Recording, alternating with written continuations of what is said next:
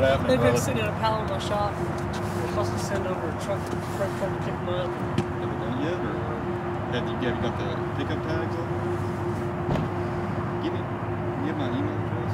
Let me get you my card. Email me tonight your serial numbers and we'll see we can get a pickup tag scheduled for it. That's what they're supposed to do. Somebody drop the bill.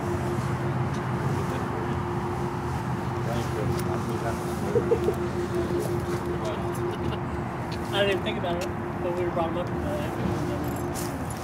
This is last night, so we had early this morning. I've had this in the back of my truck all week. Last night, I didn't have any help to take the thing out. And it was just my rod. No, it's too cold. Okay. So I left it out there. This morning we tried firing this thing up. I thought I drained it pretty good, but there was still water in the lines. That froze. All the shower pads froze. Had a plumber pop his torch, melt the ice inside my valves, the shut-off valves up there and everything. Cranked it up as hot as it could go, just turned everything on. This is a 195. Okay, we got it hooked up with propane over here. This is going to demonstrate how we can use 5 showers at one time, how everything works. So, got it hooked up to groundwater over here, so sometimes the pressure's not so well on coming out right of the hose. So, I think I've got it set for 120. Is that right? Yeah. Okay.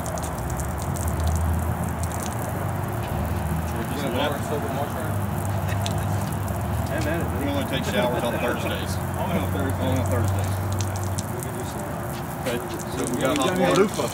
Blue Monster, It's white. Wednesday, not Thursday, Phil. I know, it's Take a tomorrow. shower It's on tomorrow, it man. every Thursday. I need my shower cap on. Other two, because I hate my hair getting all messed Yeah, up. I know. Look at that. That just bugs me I to don't have a lot death. of it either. So, Gotta save what I got. yeah. What I like to tell my guys too is before, whenever they do a new install, number one is take your vent off. Before you put your vent up to it, you need to pour 3 ounces of water down there to prime that trap.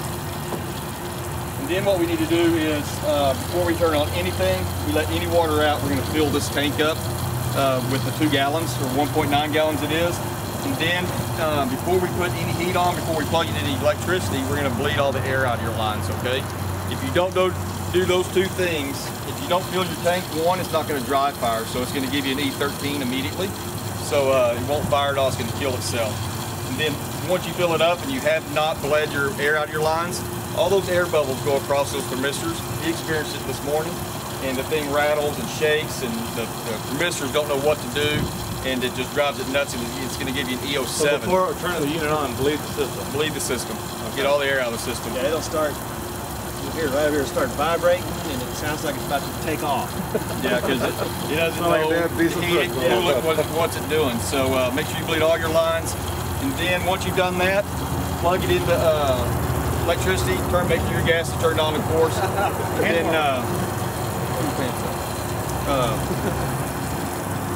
And then don't go turn on all your faucets. Turn on the unit, because we still have to heat up that 2 gallons of water. Okay. So make sure you heat up that 2 gallons of water.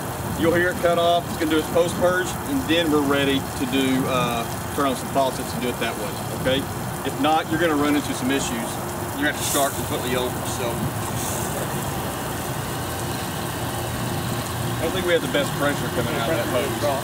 Yeah, that hose is, I was watching that a while ago when y'all were still in the middle of that, and it just keeps fluctuating. But I think, I get here, you go over there and hear bubbles coming through that, so.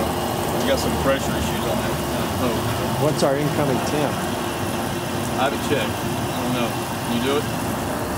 Check it on Matt. I would trust that. See, what he's doing now, we can get into diagnostic mode. Whenever you're flowing water, the red light's on, it says the burner's cooking. Hit the D button on the front panel, and you get into diagnostic mode. You can check your incoming water temperature. You can check your outgoing, what's leaving the mixing valve. You can check your fan speed, ambient air temperature, and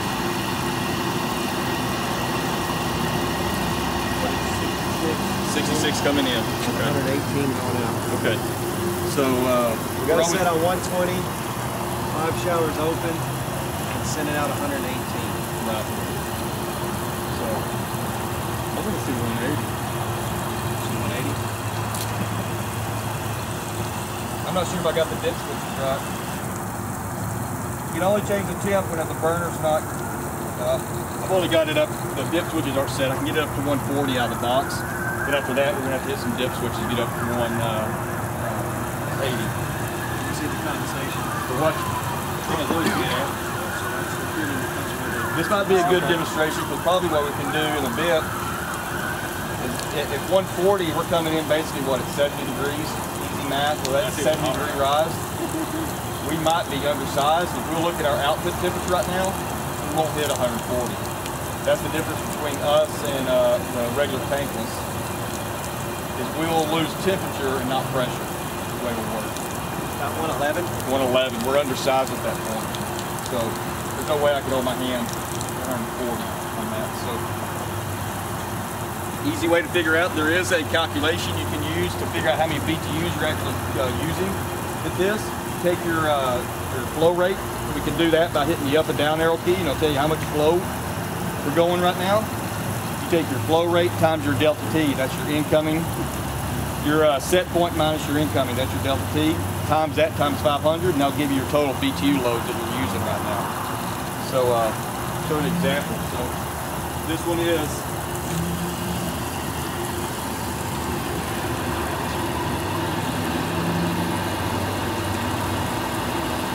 we're flowing 6 GPM.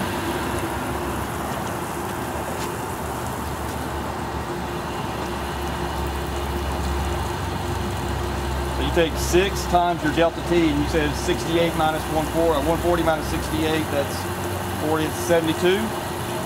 72 times that times 500. We're doing 216,000 BTUs. It's 199,000 BTUs, so we're right under where we need to be. We're right over it, better way to see it. So we can do this, lower the temp a couple degrees, and then we'll hit the temperature now. Should be at 135. I set it. Is that right, Robert? I set that at 140, 35. I think I hit it 2 times. Or I should be at 130. Huh? 125. Okay. Let's do that again now. So now we're at 125 minus, that's 25, it's 55, 57. 57 times 6 gallons a minute times 500. We're at 171,000 BTU, so we should be able to hit that temp right there. So it's a good little thing, that little calculation you use to make sure you're got enough BTUs in the load you're using on that. So What's preventing you from getting that high now? The higher that delta T, we only have so many BTUs to use. Yeah. So if we were exceeding it a while ago at 216,000 BTUs, and this is only going to push out 199,000 BTUs. So you need 216,000 BTUs to heat it at that temperature rise and hit that temp. So it's going to stop at 199. Right. So it's going to get whatever, if you do the reverse math, that'll tell you what temperature it would put out.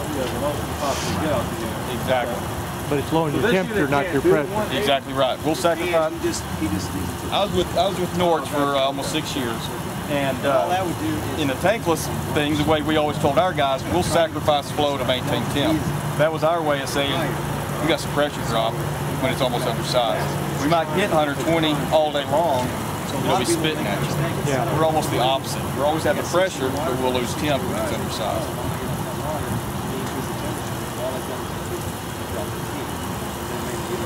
It's working harder instead of working normal. Exactly. Any questions on this? Come on now. we're all smart, good traders. I was thinking we're that good. And what you need to do is give us a test. That way we'll find out Okay. whether we really need. Give me that calculation again to figure out your BTUs. I ain't doing that. You lost it the first time you said it. One time. I get the meanings behind it, but could I spit it back out now? Flow rate times delta T times 500. There you go. Remember that? Yeah. Delta T. What's the delta T? What is that? That's the plane that flies in the air. Lord help us. And you'll Yeah, hear see, it that's go the through. one thing you need to write down on a card someplace so we can like memorize it. A sticker on the dashboard. Yeah. Are you using the large gas pump for propane as well? Now, would you say you can hook it up with PVC? We don't just schedule 8. Schedule 40. Solid 4. No foam 4 at all. I see on the propane there's not really a gas configuration. The exhaust is so cool. We actually right below this is PVC going to the actual regular white PVC. No, it's bred like that. Yes, sir. This is just looking in there. That's just that. Yeah, this is the right here.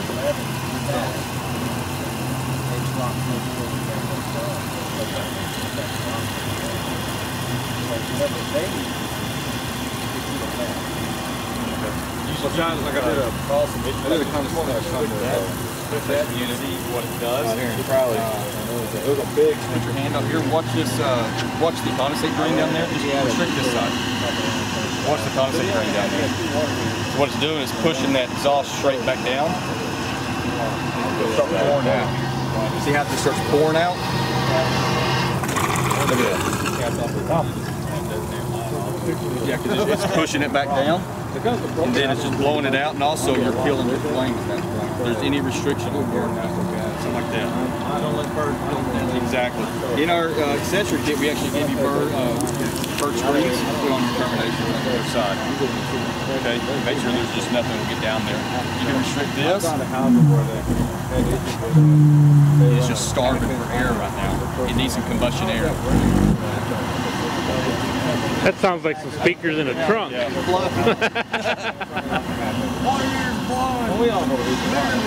can actually, you can look down that peak glass right there. You can watch that flame just go from probably really nice. Can you see it? Put some bright out here. You see it?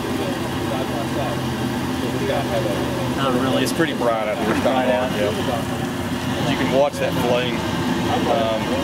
Just go to, you know what, whenever you do something like that. The tank inside is 2.5 gallons? No, 1.9. 1.9. We had to be under 2 gallons of storage to be considered energy storage. So that's why it's 1.9. Anything over 200,000 BTUs has to be ASME. That's why we're $199.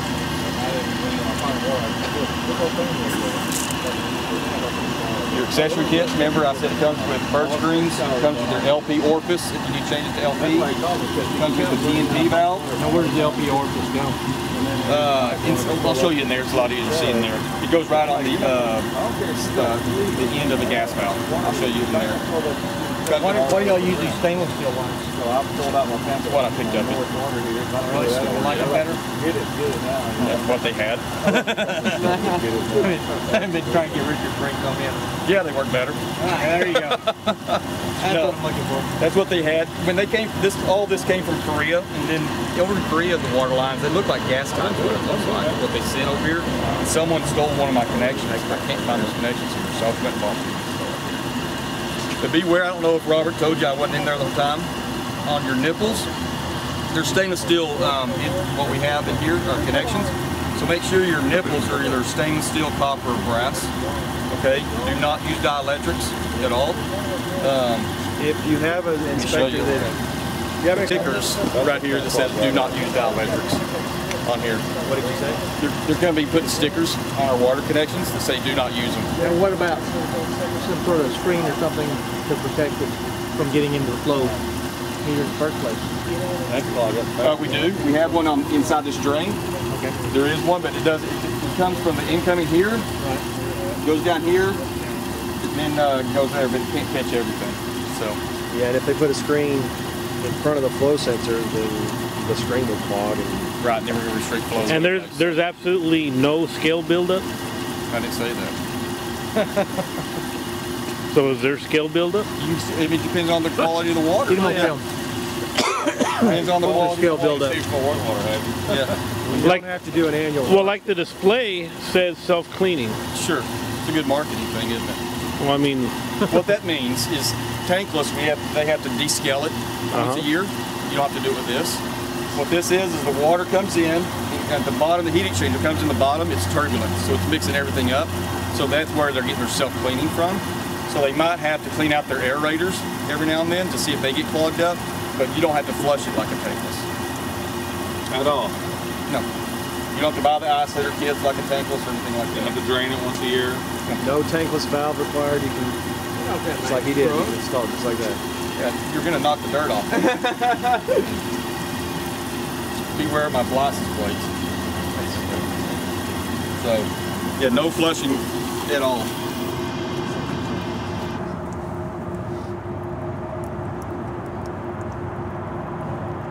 Any other questions? That you've been to it. No, we didn't go to Grapevine. Grapevine Applebee's? Yeah. You did? Well, y'all been up there, y'all seen the way it's finished. I was there whenever they were just still building the restaurant, still building it out. They weren't. I haven't been back there since it was 100% installed. No. Well, everybody else came up there, but you after it was done. Yeah, I was out of when town. they come on and they shut off, that rumbling that it made with the cameras over, it makes that venture clear. Just when it's low Might be a fire, gas issue. starting Have y'all on, checked gas pressures? we've checked gas pressure. I've been on phone with tech support. It's not like an install issue. Yeah. Hello again to all my friends. Together we can play some rock and roll. Hello again to all my friends. Together we can play some rock and roll. Hello again to all my friends. Together we can play some rock and roll. Hello again to all my friends. Together we can play some rock and roll. Hello again to all my friends. Together we can play some rock and roll. Hello again to all my friends. Together we can play some rock and roll.